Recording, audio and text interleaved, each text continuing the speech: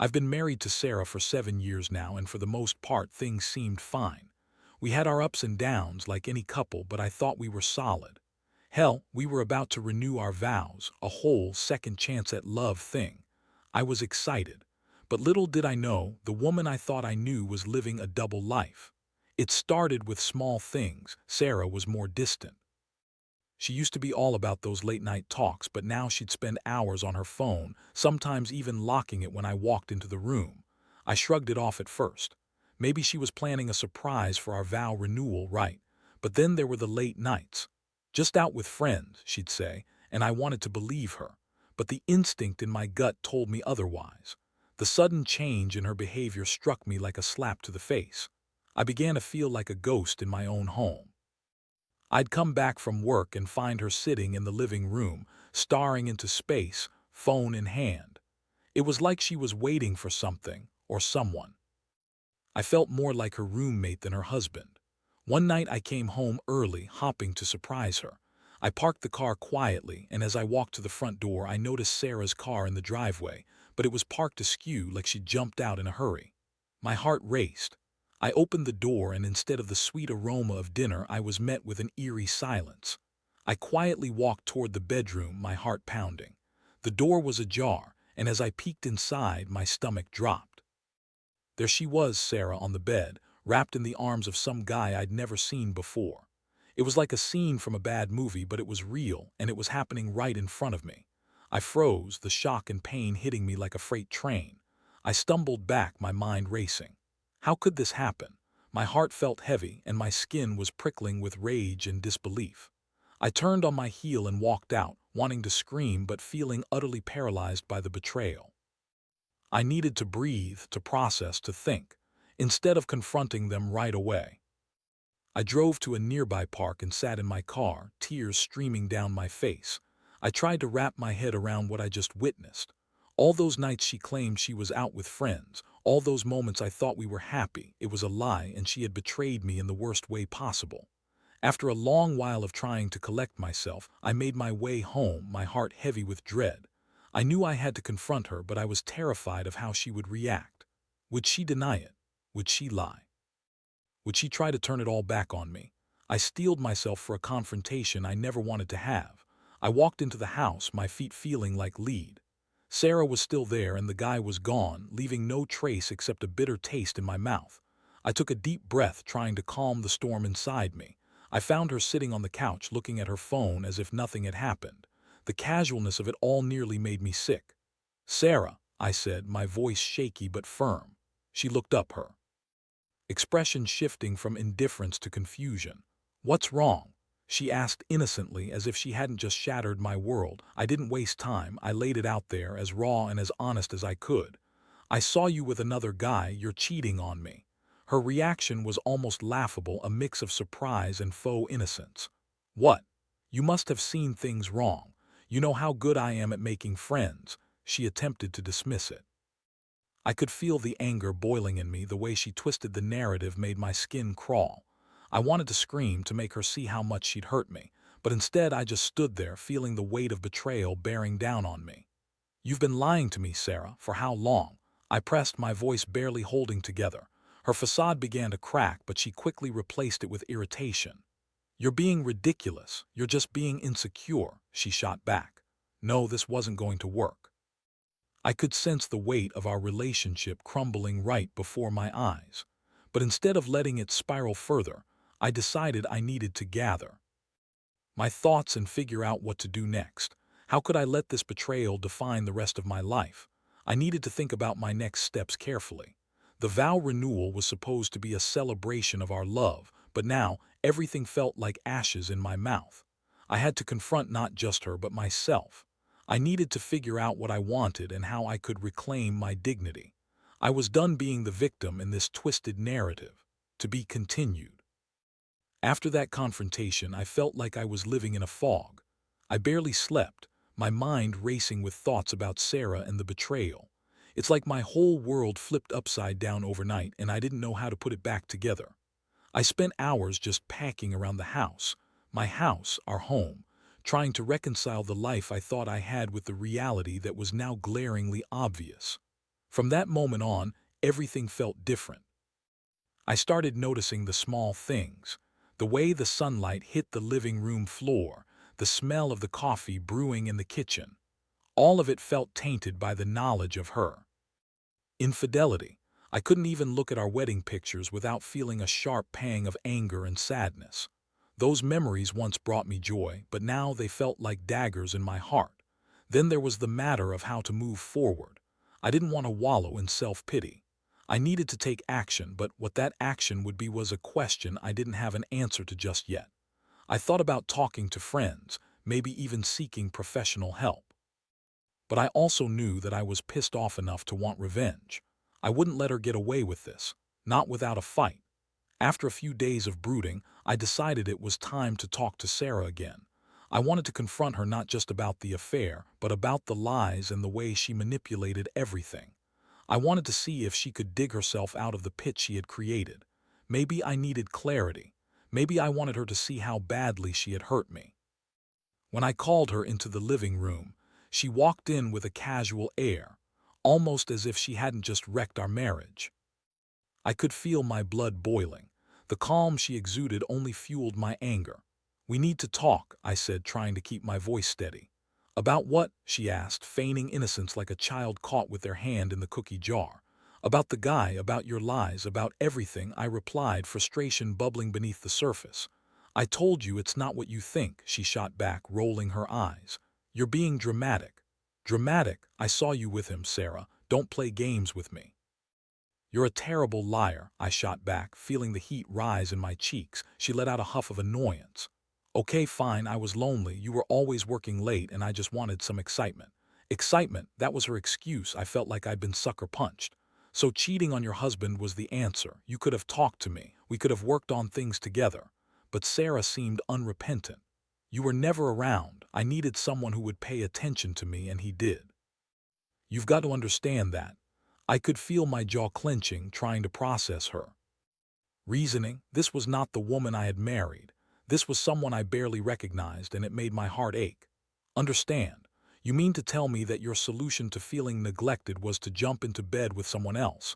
That's not just a mistake, Sarah. That's a choice," I said, trying to keep my emotions in check. She shrugged, an indignant look on her face. "You're acting like I've committed a crime. I didn't kill anyone. I just had a little fun. You should lighten up." Her nonchalance infuriated me. How could she be so careless about something that had meant everything to me? I didn't know how much longer I could stay in this conversation without losing my cool completely. But instead of screaming or throwing things, I decided to take a different approach.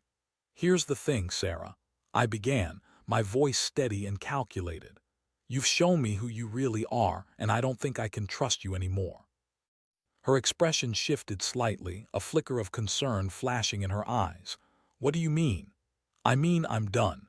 This marriage is over," I stated firmly, feeling a weight lift off my shoulders as I finally voiced what I had been thinking for days. "I deserve better than this. You've made your choice, and now I'm making mine." For a moment the room fell silent. I could see the gears turning in her head, processing my words. "You don't mean that," she said, her voice losing its edge. "I do," I replied, feeling a mix of sadness and empowerment. "I'm not going to stay in a relationship built on lies and betrayal. It's not worth it to me anymore." "Fine. If that's how you really feel, then go. You'll regret it," she shouted, her voice breaking. "Maybe, but I'd rather regret leaving than regret staying," I shot back, feeling resolute as I walked away from her. I didn't want to fight anymore. I just needed to get away from the wreckage. As I retreated to my room, the full emotional weight of the situation hit me like a tidal wave. I felt a mixture of sadness, anger, and relief. It was a decision I never thought I would have to make, but I felt in my heart it was the right one. I was ready to reclaim my life, and somehow I felt like I was doing the right thing for myself. But I wasn't done. I knew I needed to take this a step further. I wanted her to feel the repercussions of her actions, to understand the depth of her betrayal. It was time for a plan, one that would show her that her choices had consequences. To be continued. After the confrontation with Sarah, I felt like I was standing at the edge of a cliff, looking down into an abyss. I'd made my decision to end the marriage, but now I had to figure out how to execute that without losing myself in the process. The anger inside me was bubbling over, and I knew that while I didn't want to destroy her life, I wanted her to understand the gravity of her choices. I took a few days to gather my thoughts, and during that time, I focused on the logistics of separating our lives.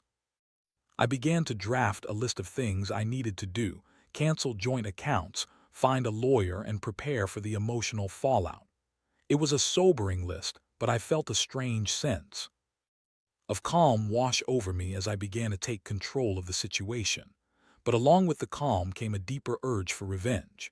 It gnawed at me, one of those dark impulses that just makes you feel alive in a way that you didn't expect. I wanted Sarah to understand what it felt like to have the ground pulled out from under her. I thought about how she had laughed off my feelings, like my hurt didn't matter, and that made me all the more determined to show her that betrayal comes with consequences. I started to pay more attention to her daily routine, looking for gaps in her schedule. I learned that she had kept in touch with the guy she cheated on me with, a guy named Matt. One evening, after another of our tense, barely there conversations, I overheard her talking to someone on the phone. Her voice was light and flirtatious, a stark contrast to the anger I had directed at her. It hit me then. I could expose her.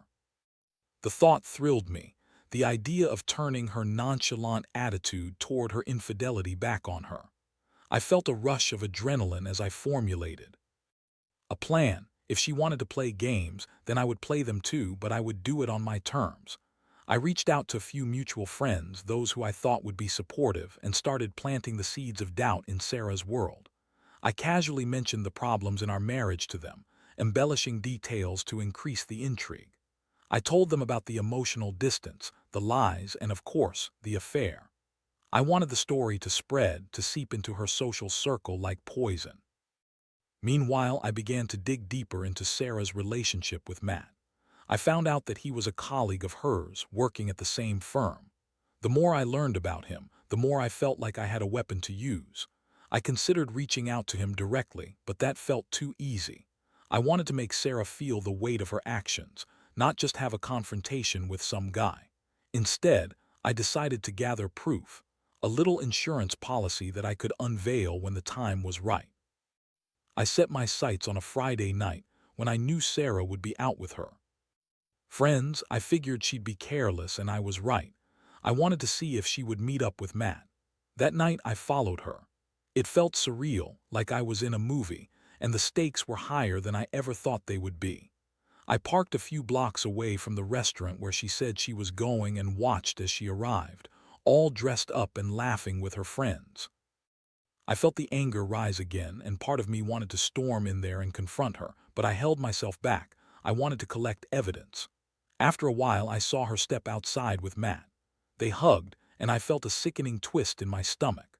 Then I saw them lean into each other, whispering and laughing like they were in their own little world. I snapped a few pictures clear enough to see their faces, and even the way they were standing close together, shoulder to shoulder. I couldn't believe how brazen she had become. It was like she had no regard for the life we built together, the vows we took seriously. The more I watched, the more I could feel the walls closing in around her. I couldn't wait to unleash this evidence on her. It felt like a ticking time bomb waiting to go off. When I got home, I felt a mix of satisfaction and anger. I downloaded the pictures onto my computer and saved them under a folder labeled evidence. I couldn't believe that I was doing this, but it felt justified. She had to know that I wouldn't just sit back while she treated our marriage like a joke. The next day, I decided to confront her again. I wanted to give her one final chance to come clean about everything, to admit the truth before I dropped the bomb. I thought about how she would react when she saw the evidence. I felt ready to turn the tables, but part of me also felt a sense of dread. When I called her into the living room, I could see she was in a good mood. She had no idea what was coming. I took a deep breath, my heart racing, and prepared to cut through the facade she'd built around her lies. "Sarah, we need to talk," I said, trying to keep my tone steady. "About what?" "I really don't have time for another one of your dramatic episodes," she replied, her voice dripping with sarcasm. I took a moment to gather my thoughts. I have something to show you, I said, pulling up the folder on my laptop. Really? More of your nonsense? She scoffed, but I could see a flicker of concern in her eyes. No, this is real. This is the truth, I said, opening the folder and showing her the images of her with Matt. Her face drained of color as she stared at the screen, her mouth opening and closing like a fish out of water. What? How did you? This isn't what you think. I felt a rush of adrenaline as I handed her the evidence of her betrayal. You mean to tell me this is just some fun? How can you even say that after this? The confrontation escalated as she began to panic. You're taking this out of context. This is so unfair. But I could see the cracks in her bravado. I wasn't just confronting her cheating. I was showing her that I had not only seen through her lies but had documented her betrayal. It was my way of taking back control, and it felt exhilarating. I had no idea how she would react next, but with every moment, I felt the thrill of revenge coursing through me. I was ready to see just how far she would go to deny her actions. To be continued, the room was thick with tension as Sarah stood there, staring at the laptop screen, her expression a mixture of shock and fury. The images of her with Matt hung in the air like a heavy fog, suffocating any remnants of the life we once shared. I watched her process the evidence, and in that moment I felt a complex blend of satisfaction and sadness. I hated that it had come to this, yet I felt empowered to finally reclaim my narrative. This isn't what it looks like, she sputtered, her voice shaking slightly. It was just a stupid fling. Just a stupid fling. I echoed, incredulous. You think that makes it any better? You were supposed to be my partner, Sarah. You promised to love and cherish me, and instead, you were sneaking around. Behind my back, lying and cheating. You think I'm just going to let that slide? Her defiance started to crumble. I could see it in her eyes. She hadn't anticipated this confrontation. I didn't mean for it to happen like this, she said, her voice lowering. I was feeling neglected and I made a mistake. Can't we just move past this? Move past this, I asked, incredulity lacing my tone. You think I can just sweep this under the rug? You're asking me to forget this betrayal. No, Sarah, this isn't something you can just explain away. I deserve better than this. I didn't want to hurt you, she pleaded, tears beginning to form in her eyes. I thought I could fix things without it getting this far. Please, we can work on this. I can change. Change, I scoffed, anger bubbling back to the surface. What makes you think you can change, Sarah? You already chose to hurt me once. How do I know you won't do it again? She opened her mouth to argue, but I could see the realization washing over her, the understanding that her words held no weight under the circumstances. The facade was cracking, and I was grateful for it. I had spent too long living in her shadow, trying to please her, and now it was time for her to face the consequences of her actions. I think you need to understand the gravity of what you've done, I said, my voice firm. I'm not just going to walk away from this without making sure you realize it is okay. You need to feel the fallout of your choices. Sarah looked like a deer caught in headlights, and I could tell she was starting to grasp the seriousness of the situation. What do you mean? She asked cautiously, her bravado fading. I'm going to tell everyone, I said, feeling a dark sense of satisfaction. I'm going to let your friends, your family, and everyone else know exactly who you are. You're going to face the music, and it's going to be your responsibility to deal with the consequences. No, she yelled, her voice rising in panic. You can't do that, you can't. It will ruin me. You'll ruin everything we've built. I didn't ruin anything, Sarah, you did. I shot back, feeling the anger and betrayal fuel my resolve. You made the choice to cheat on me. Now you're going to deal with it. She slumped into the couch, her energy depleted as the reality of the situation began to hit her. I felt a pang of empathy, but it was overshadowed by the satisfaction of seeing her finally understand the weight of her betrayal. Why would you do this to me? She whispered, looking small and vulnerable. Why would you do this to me? I countered. You've hurt me in ways I can't even begin to explain. I'm not going to be the one left suffering in silence while you pretend everything is fine. I watched as she sat there, tears streaming down her cheeks. It struck me how vulnerable she looked in that moment, stripped of the confidence she had carried throughout our marriage. I had never wanted to see her like this, but perhaps this was necessary. Perhaps this was the wake-up call she needed. I loved you, she said quietly, a broken quality to her voice. I thought we could find our way back to each other. And how do you plan to do that? I shot back. By keeping secrets and lying to my face. You've shown me who you really are, and I can't be with someone who thinks that's acceptable. I felt a mixture of anger and sadness as I watched her. It was hard to believe that this was the same woman I had loved, the woman I had envisioned growing old with. After a moment, I added, I think it's best if we take some time apart.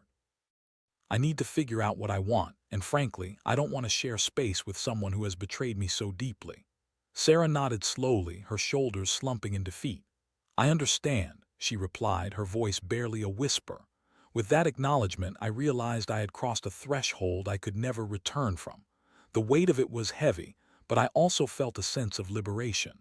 I was taking steps toward reclaiming my life, and I didn't need her to dictate my happiness anymore. I took a deep breath and got up from the couch, ready to gather my things and get out of the house. For a bit, but I couldn't shake the feeling that this was just the beginning. The fallout from this confrontation would ripple through our lives in ways I couldn't even begin to anticipate. As I walked toward the door, I turned back one last time. I hope this moment helps you understand the consequences of your actions, I said, my voice steady. I just hope it's not too late for you to figure out who you are without the lies. With that, I stepped outside, closing the door behind me. It felt surreal, like I had just walked out of a nightmare and into the light of a new day. I had a long way to go before I could fully heal, but I was finally choosing myself, and that felt like a small victory. To be continued, the days that followed the confrontation were a whirlwind of emotions. I moved out of our shared home and settled into a small apartment nearby. It was a drastic change, but I felt a strange sense of freedom mixed with heartache. I was starting to reclaim my autonomy, but the pain of betrayal still weighed heavily on my heart and mind. I spent a lot of time thinking about the relationship, reflecting on the moments that had led us to this point.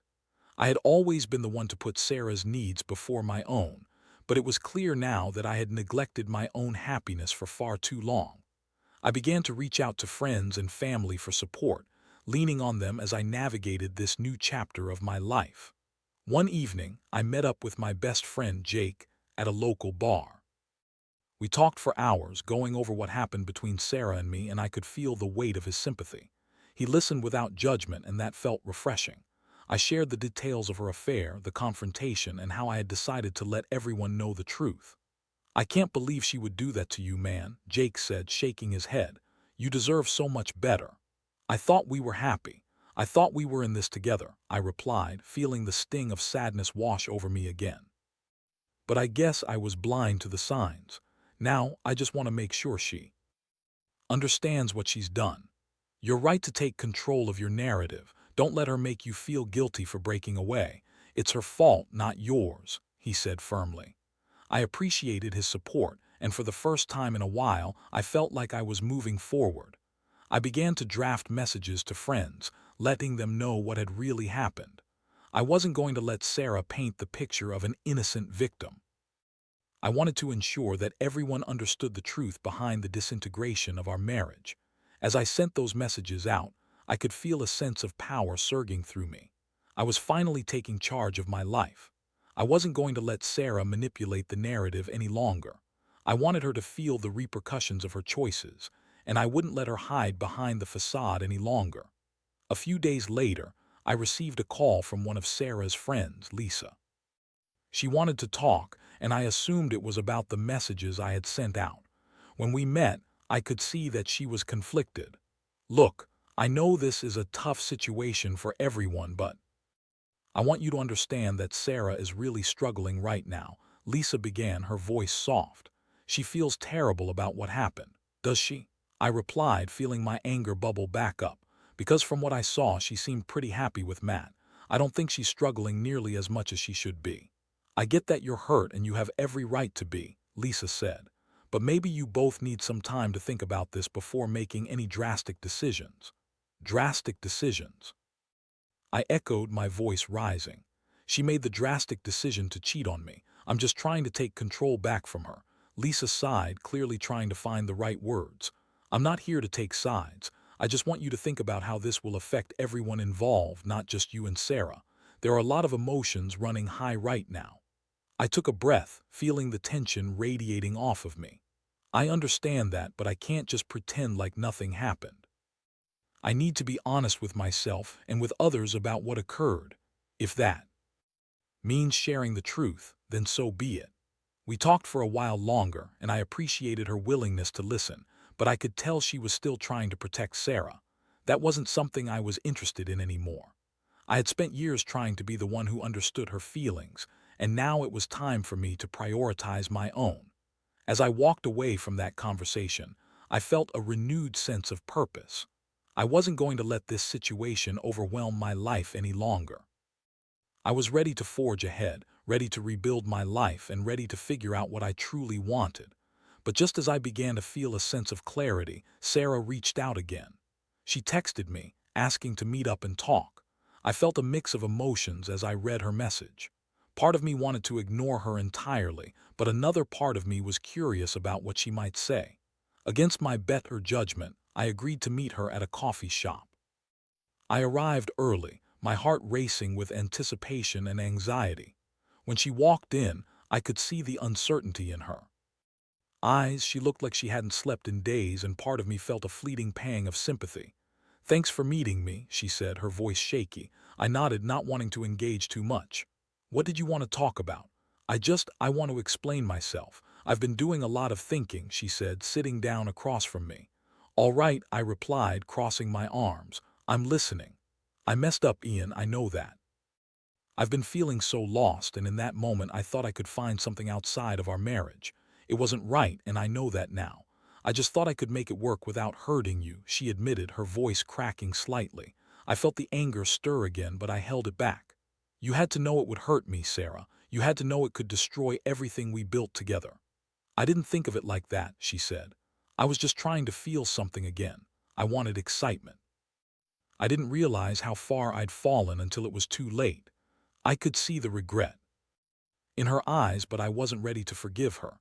"Regret doesn't change what you did. You don't get to erase the pain you caused by saying you're sorry now." I know," she said, her eyes pleading. "But can't we at least talk about trying to rebuild? I don't want to lose you for good." "Rebuild after everything?" I shot back, the disbelief creeping in again. "You shattered my trust, Sarah. I don't know if I can ever look at you the same way again." "I understand, but I'm willing to do whatever it takes to win you back," she insisted passionately. I wanted to laugh at her desperation, but instead I just felt tired. I looked at her, seeing the desperation in her eyes mixed with guilt and fear. This was the moment she realized she might actually lose me, but I wasn't sure if I could ever go back to what we had. "Maybe it's too late," I said finally, feeling a lump form in my throat. "Maybe some things can't be fixed." With that, I got up and walked away from the table, leaving her there to process the enormity of what she had lost. I stepped out into the sunlight, feeling the warmth on my face, but it didn't erase the chill running through me. The reality was that I was finally free, and now I needed to focus on healing and rebuilding my own life. I had to let the past go, even if it was hard to do. To be continued. After that meeting with Sarah, a flood of emotions washed over me. I felt like I was navigating through an emotional minefield, carefully stepping around the remnants of our relationship while trying to keep my footing. The more I thought about it, the clearer it became. I needed to fully sever ties with her if I was going to heal and move forward. In the days that followed, I focused on myself, my needs, my goals, and my happiness. I spent more time with friends and family, rekindling relationships that had faded into the background while I was so consumed by my marriage. It felt liberating, almost like coming out of hibernation. I was rediscovering parts of myself that I had neglected for far too long. I also sought professional help, which had been a long overdue step. Talking to a therapist allowed me to process the pain and anger I had been bottling up. I realized how deeply the betrayal had affected my self-esteem, and I began to rebuild my sense of self-worth. I learned to put myself first, and that was empowering. Meanwhile, Sarah continued to reach out. I ignored most of her texts and calls, focusing instead on my own healing. One evening, she left a voicemail, her voice shaky as she pleaded for another chance. "I miss you, Ian," she said, her desperation evident. I'm willing to do anything to make this right. Please just talk to me. I didn't respond. I knew that any further engagement would only drag me back into the chaos. I had been through enough heartache. I needed to protect myself from falling back into that toxic cycle. As the weeks turned into months, I started to reclaim my life. I picked up hobbies I had abandoned, like painting and hiking, and the joy from those activities filled the void that had once been occupied by the turmoil of my marriage. I felt lighter, more like myself every day. Then came the moment I had been both dreading and anticipating. I ran into Sarah at a mutual friend's gathering. My heart raced as I saw her across the room, her smile bright but her eyes still shadowed with regret. I was taken aback by how much she still affected me, but I reminded myself that I was stronger now that I had fought through the worst of the storm.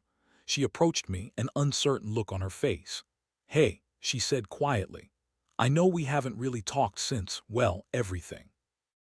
I nodded, keeping my expression neutral. "Yeah, it's been a lot. I just wanted to say that I'm sorry," she said, her voice a mixture of determination and vulnerability. "I've been working on myself and I realize how much I messed up. I wish I could take it all back." I took a deep breath, feeling the weight of her words. "I appreciate that, but it doesn't change what happened. How can I trust you again?" "I get that. I wouldn't expect you to just forgive and forget. I just thought maybe we could start over as friends. I want you to know that I'm different. Now I've learned so much. I've been going to therapy too. I know I caused you so much pain, but I'm trying to grow," she replied, her sincerity shining through. I looked at her, really looked at her. She seemed genuine in her desire for change, but I couldn't ignore the past. "I'm glad you're seeking help, Sarah, but I need to be honest. I'm not ready for friendship and I don't know if I ever will be. I need to focus on my own journey right now." Her face fell, disappointment washing over her. "I understand," she said softly. "I just hope you find happiness, Ian. You deserve it." "Thank you," I said, feeling a mix of empathy and resolve. "I hope you find it too." As she walked away, I felt a strange sense of closure, like I had finally turned the page on that chapter of my life. I realized that I could hold on to the lessons learned without carrying the burden of resentment. It was a freeing feeling, one that I hadn't experienced in a long time. In the months that followed, I continued to build my new life.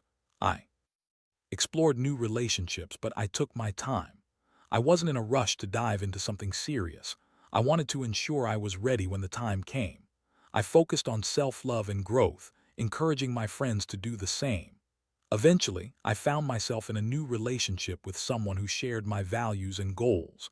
It was refreshing to connect with someone without the baggage of betrayal hanging over our heads. I was cautious at first, but I learned to trust again, slowly but surely. Looking back, I can see that the experience, while painful, was transformative. It taught me about my own strength and resilience. I learned that love shouldn't feel like a burden. It should feel like a partnership where both people uplift each other. If there's one piece of advice I'd give to anyone who finds themselves in a similar situation, it's this: prioritize your own well-being.